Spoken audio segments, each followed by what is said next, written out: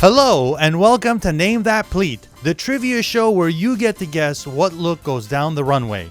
Today we're going to talk about Chloé's Spring 2000 and I don't know.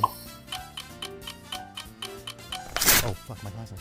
Oh, fuck my glasses.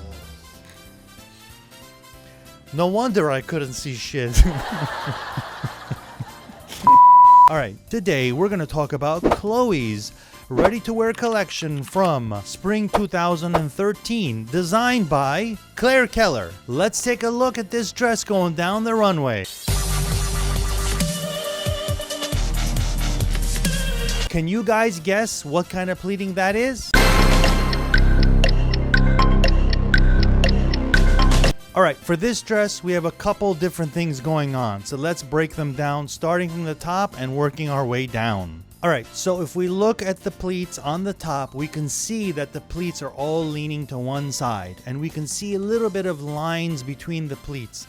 That lets us know that the pleat is a little bit shallow.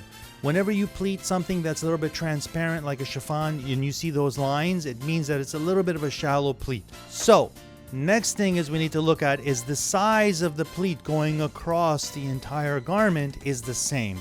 And that lets us know that it is a straight pleating panel, meaning that the shape of the pleating is a square and not a circle like in sunburst pleating. Okay, couple other things that I'm noticing here. Pleating on the bodice is pointing one way and the two sleeves are pointing the opposite direction. Probably a choice by the designer. Sometimes designers go all one way, sometimes they go opposite when it comes to the sleeves, but it's totally up to them.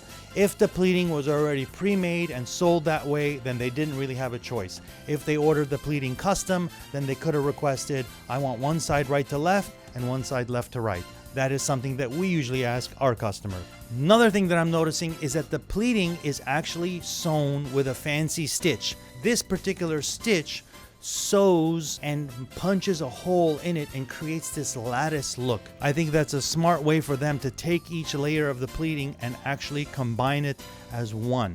That way the pleating will not open up. Looks much nicer than a normal straight stitch. Alright, now let's take a look at the bottom of this dress. Can you guys guess what kind of a pleat it is?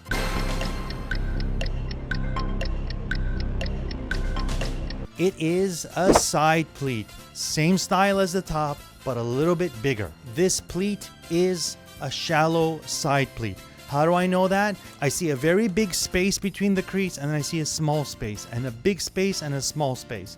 Now remember, if the pleat crease is equal on both sides, it's standing up straight and it's an accordion pleat. When there's a difference, it leans to the side. The greater the distance between the two pleats, then the shallower the pleat is. Let's look at this dress again going down the runway and then you will see how the bottom is moving differently than the top. So, based on what I'm looking at and how this skirt is moving, it looks like it's a chiffon. If you look at the bottom of the dress, you can see that it's a lot more flowy, and if you look at the top, you can see it's more rigid. The reason why the same fabric is more rigid is because the pleats are actually smaller. And when the pleats are smaller, it actually makes the fabric tighter and a lot more rigid. All right, let's look at this dress again going down the runway and then you will see how the bottom is moving differently than the top.